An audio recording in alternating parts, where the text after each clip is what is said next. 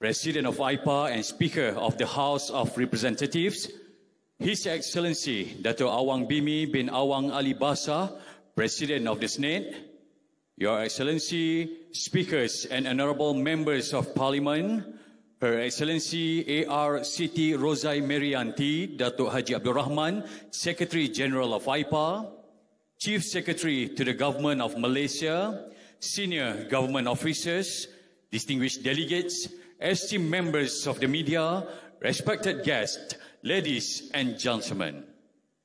Welcome to the opening ceremony of the 46th General Assembly of ASEAN Inter-Parliamentary Assembly AIPA 2025. My name is Zamir Asfar and I am glad to be part of this meaningful occasion as your Master of Ceremony. Honorable delegates, ladies and gentlemen, to start today's series of addresses, it is our honor to invite Her Excellency A.R. Siti Rozai Merianti, Datuk Haji Abdul Rahman, Secretary General of AIPA, to kindly deliver her welcoming remarks. Please welcome.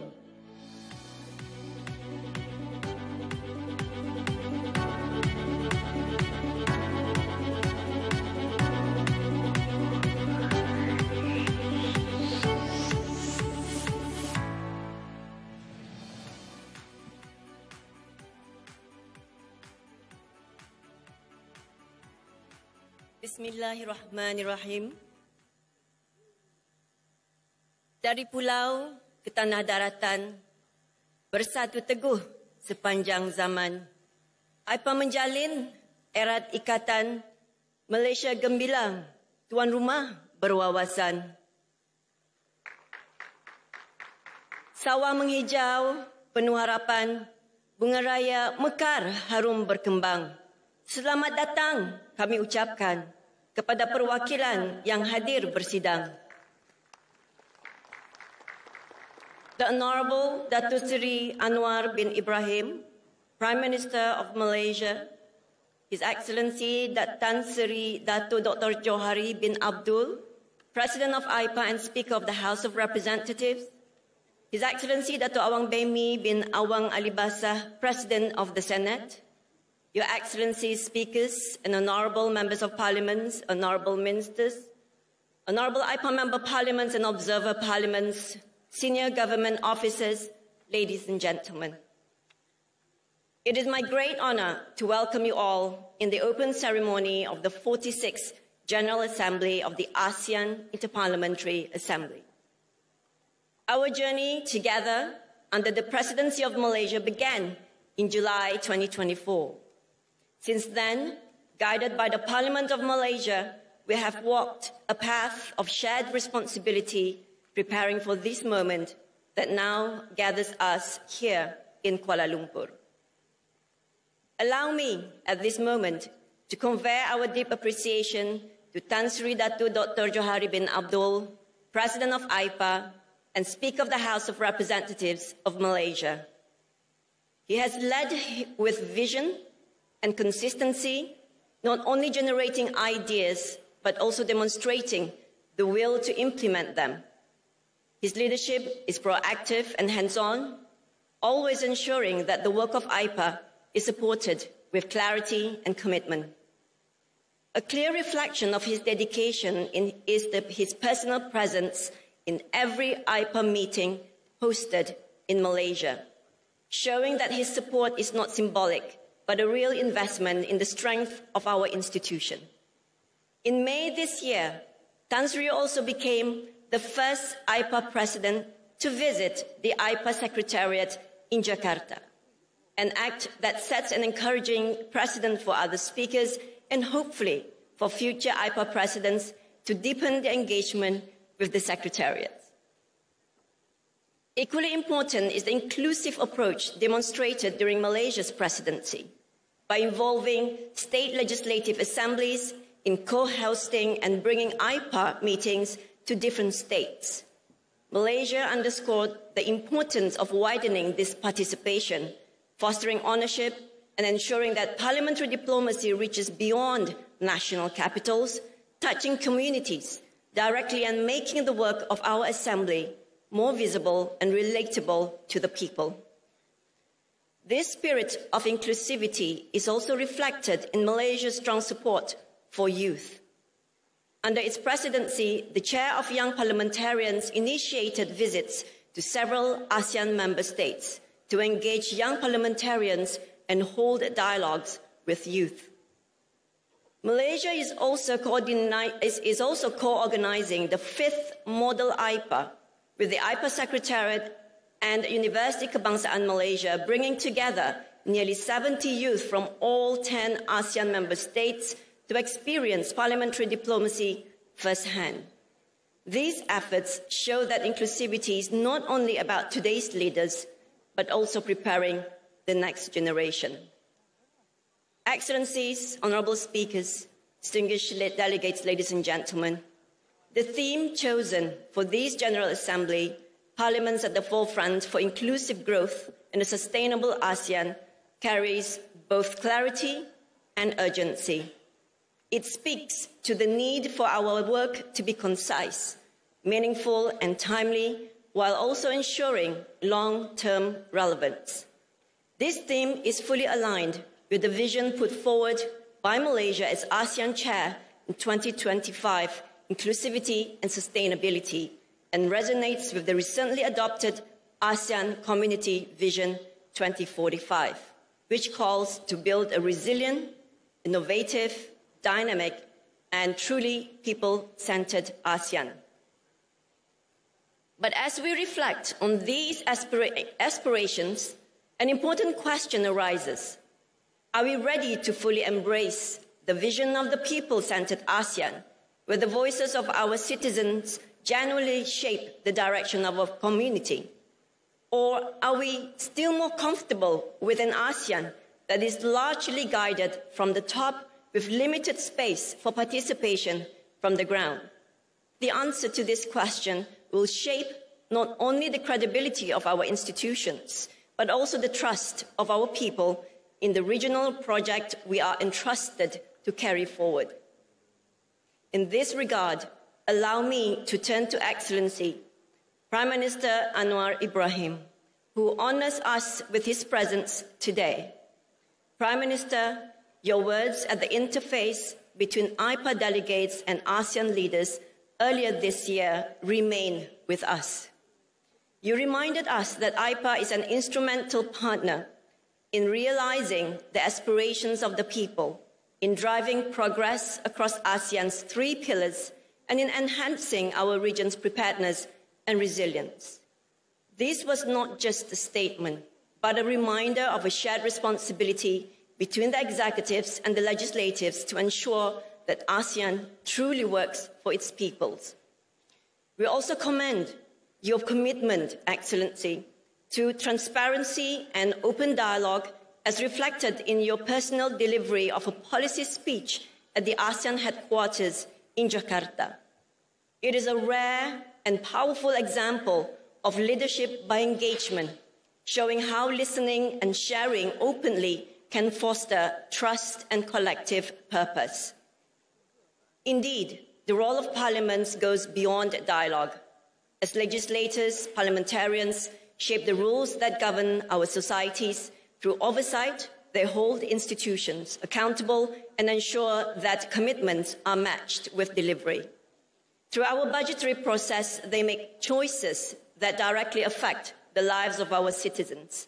Most importantly, as elected representatives, parliamentarians carry the voice of the peoples of ASEAN into regional deliberations. It is this voice that ensures ASEAN is not an elite-driven project, but one that reflects and responds to the aspirations of its 670 million citizens. This General Assembly, therefore, is not only about resolutions or declarations. It is about reaffirming the indispensable role of parliaments as the bridge between governments and the peoples, between commitments and implementation, and between vision and reality. As we begin the 46th General Assembly, may we be guided by a spirit of responsibility and collaboration. Our task is to ensure that the work we undertake is not only relevant today, but also enduring for generations to come. And as we reflect, I will leave you with this question.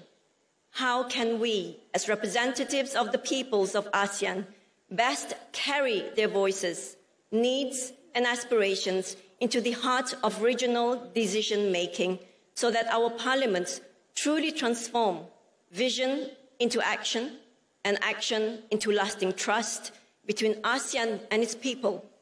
With that, I once again welcome you all and wish this 46th AIPA General Assembly every success. Thank you. Thank you, Her Excellency AR Siti Rozai Merianti Datuk Haji Abdul Rahman, for your inspiring welcoming remarks.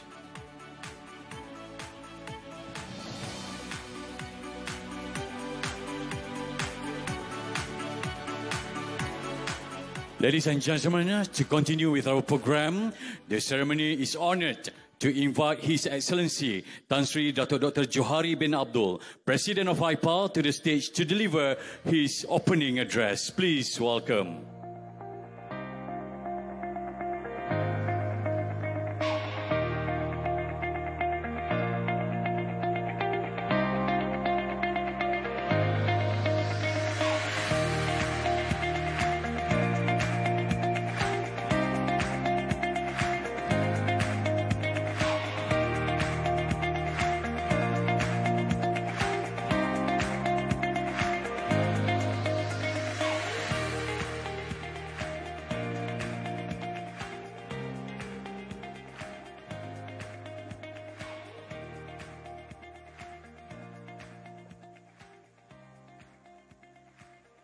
Bismillahirrahmanirrahim.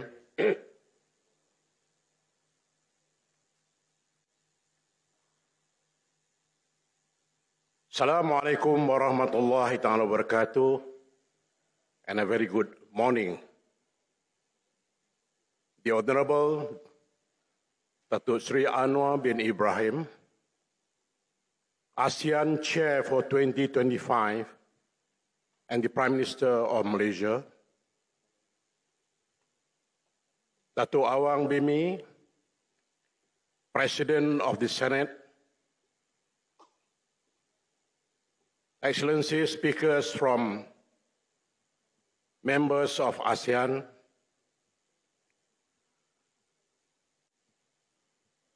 Her Excellency Engineer Siti Rozai Merianti, Secretary General of AIPA, speakers from the states all over Malaysia, Excellencies, ladies of observer delegations, distinguished parliamentarians, honorable delegates, ladies and gentlemen. Again, Assalamualaikum warahmatullahi ta'ala wabarakatuh. Selamat datang. Welcome to Kuala Lumpur and welcome to the 46th General Assembly of ASEAN Inter-Parliamentary Assembly. Today, this city does not host a mere assembly, but sets a stage grounded by the desire of our peoples for regional peace, stability, economic and social cultural operation. By harmonizing national legislation with ASEAN regional framework, we make an aspirational real within our domestic laws, and as ASEAN anticipates robust growth projected at 4.7% in both 2025 and 2026, the need for legislative leadership becomes even clearer. Whether in digital trade, sustainable finance, green technologies, food security, climate action, or social protection, These will not advance on promises alone. They require legal frameworks that unlock innovation while protecting our people. This gathering, therefore, transcends the convening of parliamentarians and governments. It is an acknowledgement of the strength and wisdom of our citizens whose voices shape our shared future. Their aspirations for dignity, security, inclusivity, and opportunity must be the foundation of every law that we pass and every policy we champion. The role of parliamentarians in our region cannot be overstated. We are not only lawmakers, we are bridge builders entrusted with shaping peace, stability, and inclusive progress across Southeast Asia. Parliamentary leadership is about ensuring that resolutions grow out of dialogue and genuine participation. Peace must rest upon justice, inclusion, and governance that welcomes the voices of all. Looking ahead to the ASEAN Community Vision of 2045, we must also strengthen the ties between AIPA and ASEAN institutions, as well as with our external partners. It is through deeper engagement that we can transform our shared vision into shared reality. Our region's greatest asset is not our natural resources or our strategic location, but the 700 million voices, each carrying ASEAN's future. This demographic dividend is a gift. But not only if we invest in building the right competencies for future leadership, we must ensure these investments in the human capital translate into real opportunities. Framework that allow talent to move freely across borders. Qualifications that are recognized across member states, and pathways that empower youth to contribute meaningfully to ASEAN's growth.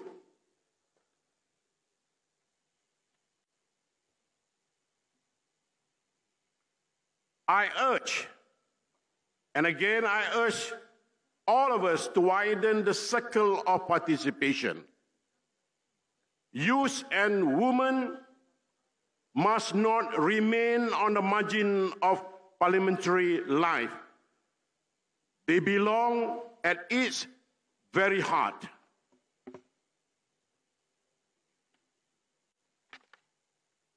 Malaysia's AIPA presidency is not only about resolutions. We have created spaces for dialogue, including the now and future forums and exhibitions. This platform connects policymakers, businesses, and communities, allowing us to see how innovation and collaboration can shape ASEAN's shared future. And I warmly invite all of you, all delegates, all leaders here to experience it as part of our collective journey. The exhibition is just next door of the same building. We have also introduced an anthem, Together We Strive, symbolizing ASEAN collective spirit. It has been played many times around. The anthem is the echo of the same desire that first set this stage in motion more than 3 decades ago in Kuala Lumpur. And today it is renewed as a celebration of our solidarity and contribute to the people whose courage, resilience, and aspiration remain the true foundation of ASEAN's progress. And in conclusion, and as we look ahead, let us carry this spirit beyond Kuala Lumpur into every parliament and every community across ASEAN. Let this assembly, not only for the resolutions we adopt, but for the solidarity we strengthen as parliaments and as a nation, as one ASEAN community. Thank you very much. Assalamualaikum warahmatullahi taala. God bless you all.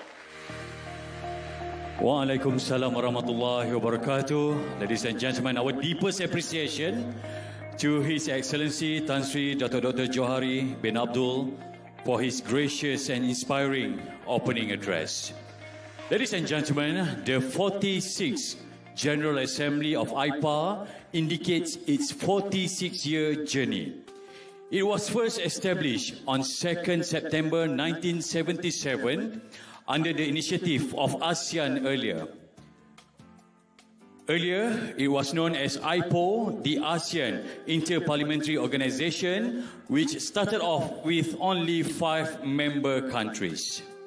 Over the years, it has evolved from a fledgling organization into an influential forum for legislative cooperation in Southeast Asia.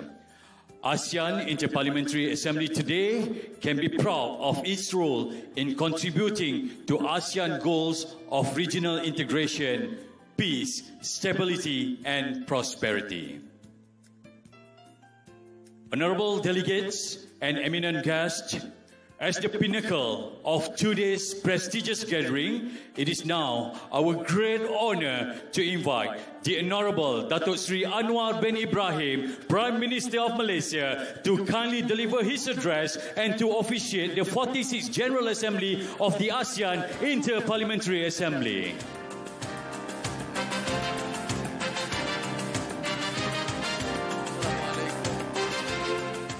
Assalamualaikum warahmatullahi wabarakatuh dan salam sejahtera. Yang berbahagia Tan Sri Johari Abdul, pengurusi AIPA dan juga Yang di-Pertua Dewan Rakyat. Yang berbahagia Datuk Awang Bimi, Speaker Dewan Senat, para speaker dari ASEAN dan juga negara-negara tamu, dan yang saya muliakan Speaker Dewan Undangan Negeri yang turut menyerikan majlis pada hari ini.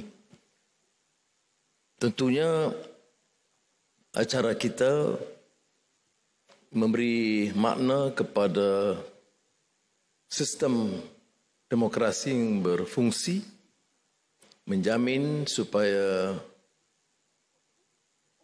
perundingan, perbincangan, teguran dan kritikan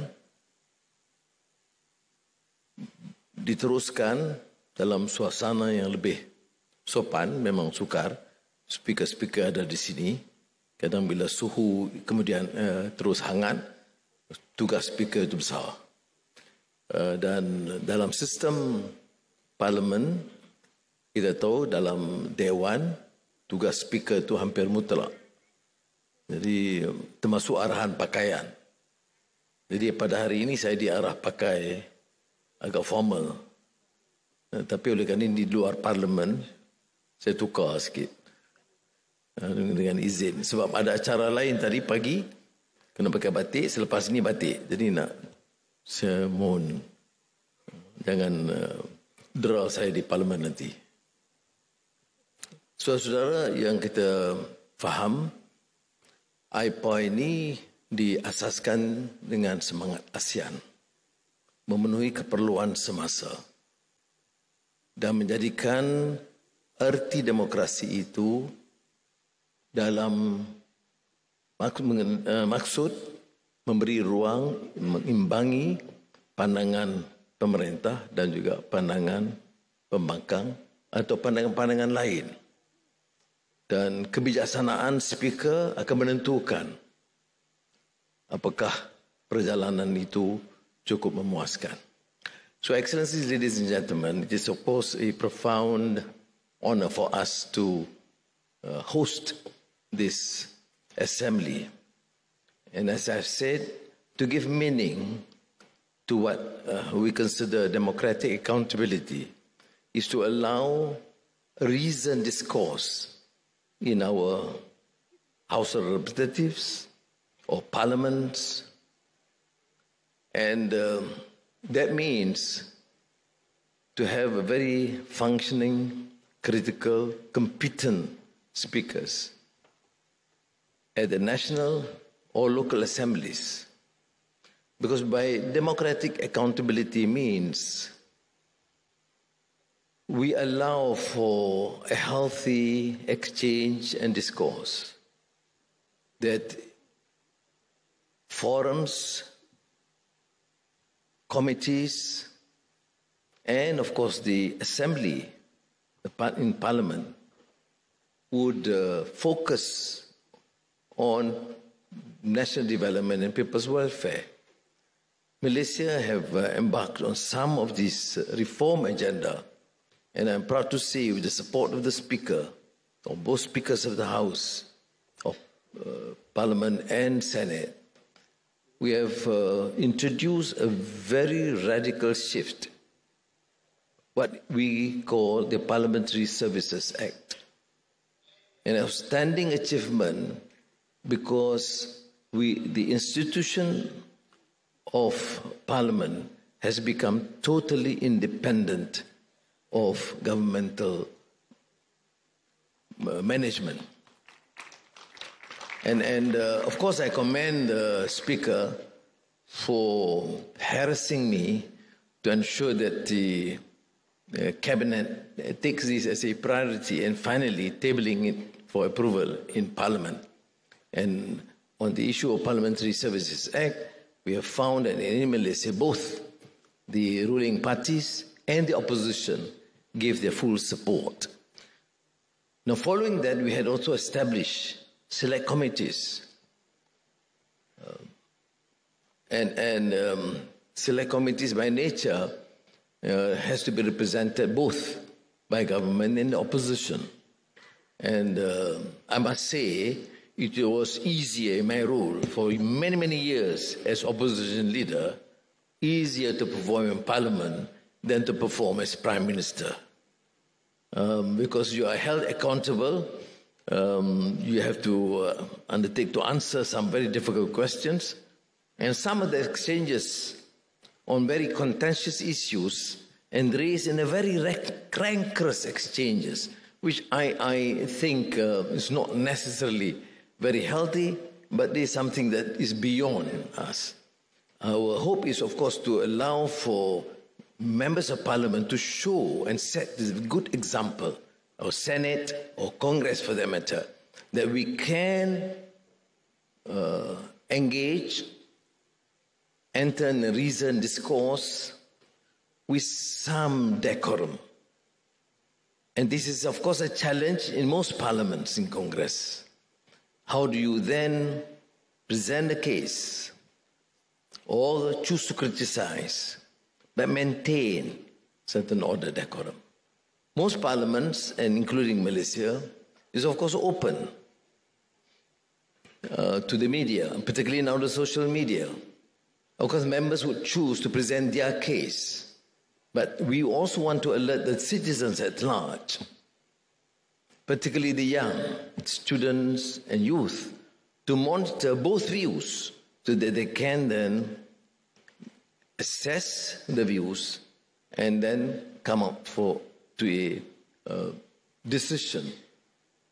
And I think, therefore, the role of the Speaker is beyond rules, but also the spirit of democratic engagement, is to ensure that it is healthy, it promotes a healthy, reasoned discourse, that this discourse would maintain and ensure that certain decorum is observed. And of course, that's your challenge. It's not necessarily mine. I have enough problems in the House, particularly when we introduced in the last few years Prime Minister's question time. I wasn't sure whether I made the right decision, but I'm stuck with that on a weekly basis. But I think, notwithstanding our personal reflections and views on this, I must say that it is healthy discourse. It puts the Prime Minister and the government on guard, and that gives the real meaning, in essence, to what we call democratic accountability. Democracy is not about elections every 4 or 5 years. Democracy is about a system that would allow the ruling party to be questioned and criticized and assessed by the public, and to be responsible for what they undertake to do. But similarly are also parliamentarians. As you know, development in many of our countries, in ASEAN and beyond, not only the government, but parliamentarians are now being questioned, whether they use their influence and power to strengthen their position or enhance their position, or for that matter, benefit from their privilege, or they actually serve the interests of their citizens. And I think certainly the development in the last few weeks has been quite a shock, and put both the government and the opposition, members of parliament, congressmen, senators, on guard that whatever you do, you must make sure that you honor the spirit of the Constitution, honor your oath of office, and the spirit of accountability, and the right for the citizens to question. Of course, in the realm of control and influence by social media, there are times that people can be misled. Notwithstanding, it is our duty to perform the best of our ability to honor our commitment and our oath of office. And I must therefore thank the speakers for ensuring that we stay on guard. I mean, whatever I may have the power lent to me as Prime Minister, when I am in the House, of course, I'm subjected fully to the decision of the Speaker. And I must tell you, although the Speaker is my friend, there are many of his decisions that I personally do not like or agree. But this is what the system is. We have to be most respectful, because otherwise the system would fail. And coming back to the central issues of governance, what is ultimately the role of Parliament or assemblies? Is to ensure that we hear and we truly and honorably represent the true aspirations of our people. And by nature, power tends to corrupt, and absolute power corrupts absolutely, which means that you must always be cautious and hold those in power more accountable than the rest. And we have seen the governments fail because there is a tendency for those in power to amass wealth and to accept a systemic corruption as a way of life. And I think this is, I must commend that this in ASEAN, we forge ahead in our deliberations. I must thank my colleagues, Sultan of Brunei, presidents and prime ministers, for allowing this forum to be really open, and exchanges in a very frank, friendly manner. And we deliberate on issues not considering whether it's highly sensitive to one another. And we talk about inclusivity, yes. Inclusivity means that we do not represent the only elites. We represent a nation, which means the most marginalized, whether it's urban poor or those in the rural heartland, whether the interests of the majority or the minority, and particularly the women and the youth. ASEAN has given enough, I think, a good forum for women, for representatives of the youth to express their views. And I think not many countries would do so. In every ASEAN leadership function, we'll have to sit down and listen to the deliberation of the youth. And the leaders have got to just virtually shut up and listen and to the expressions of our young.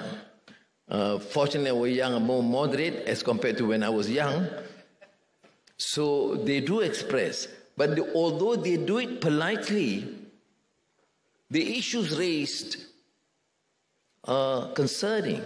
Issue of governance, issue of excesses and corruption, issue of projects and programs and economic development that should not marginalize minorities or groups of people in the rural heartland.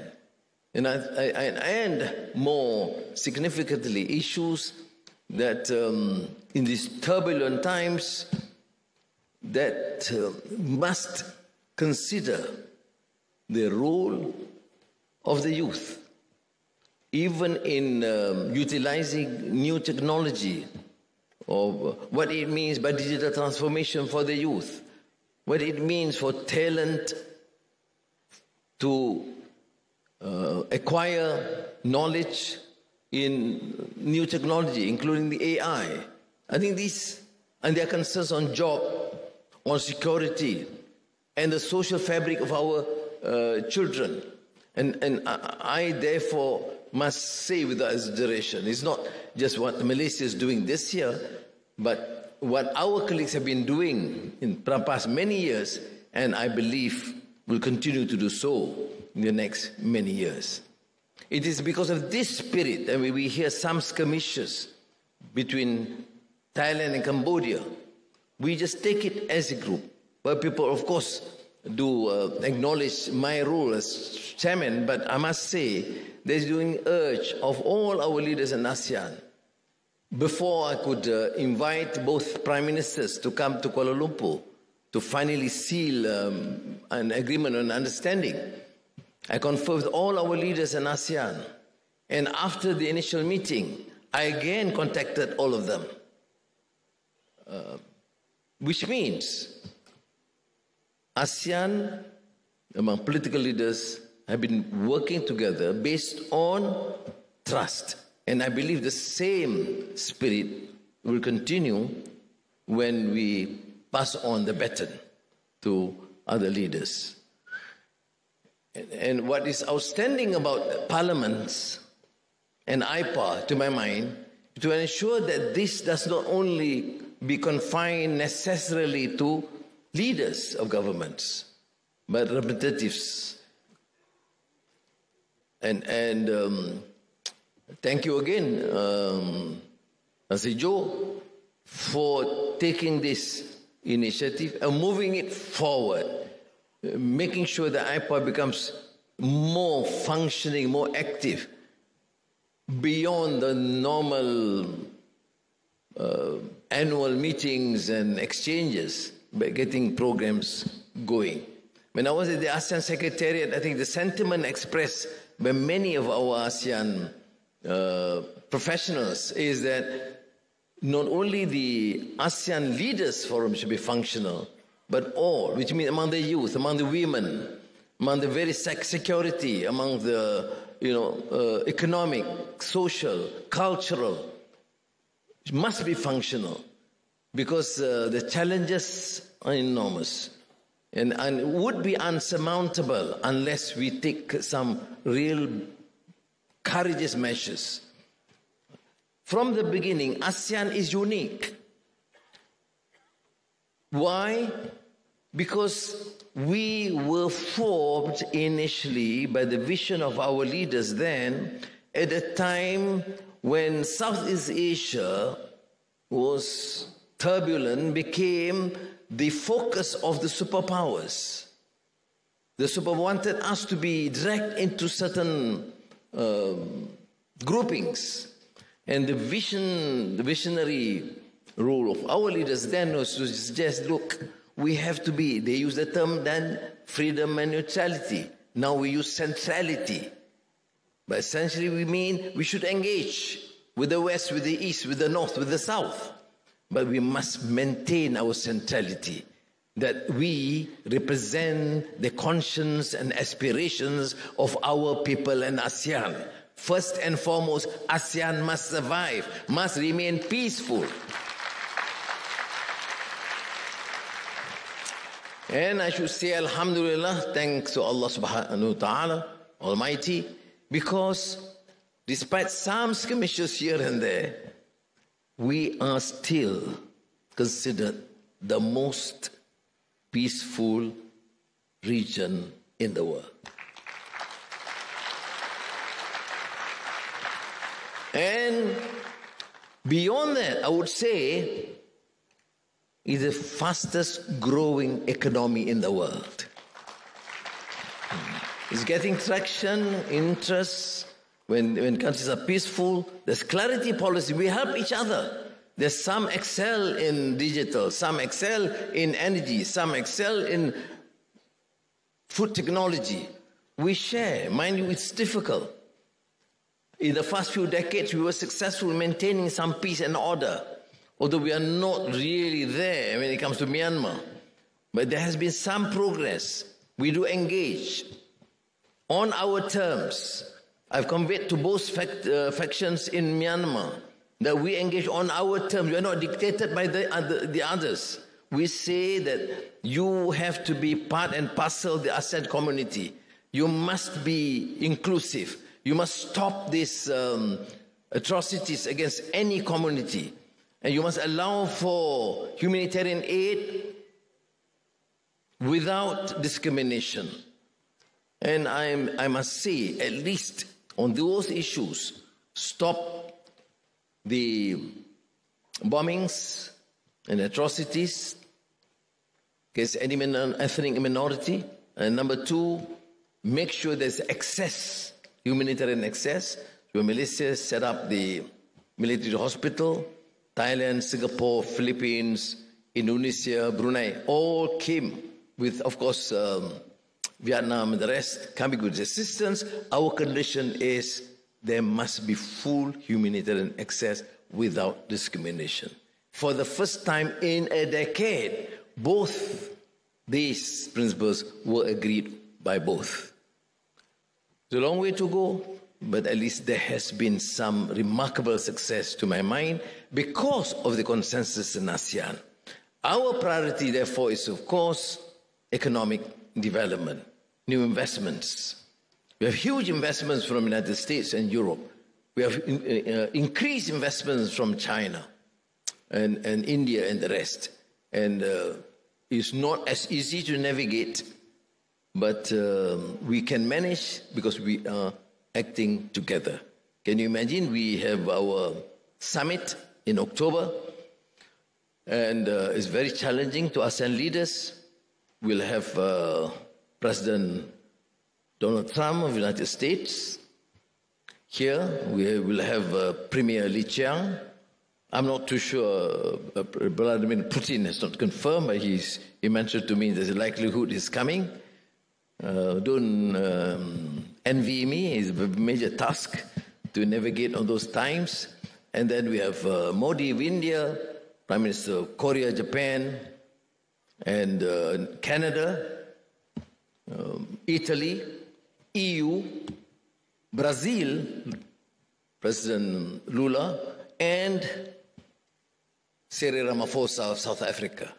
So we're not talking about just 10 plus Timor-Leste, 11 countries. We're talking about countries that are getting enough attention and interest from countries in Asia, in Europe, in Africa, in Latin America.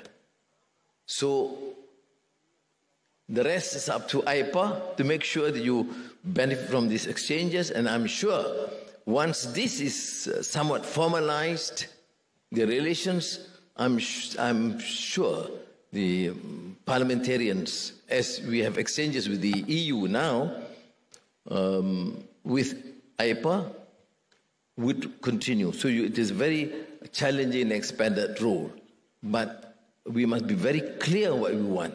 We must not compromise on the issue of good governance. We must not compromise on the issue of ridding our societies and countries of endemic corruption and abuse of power.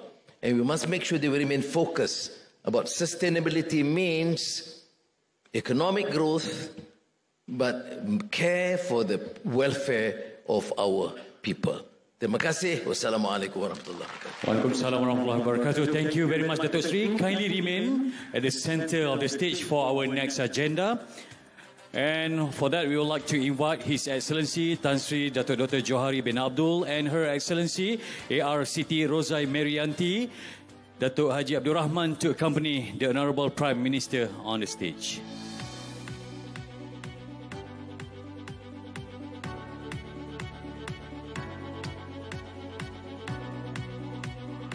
And to complete this officiating ceremony, Honourable Prime Minister, hold on, will place the plug on the officiating platform in count of 3.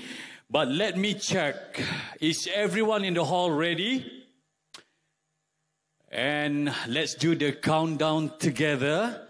Honourable Prime Minister, if you are ready, in count of 3, 2, 1. Do we try?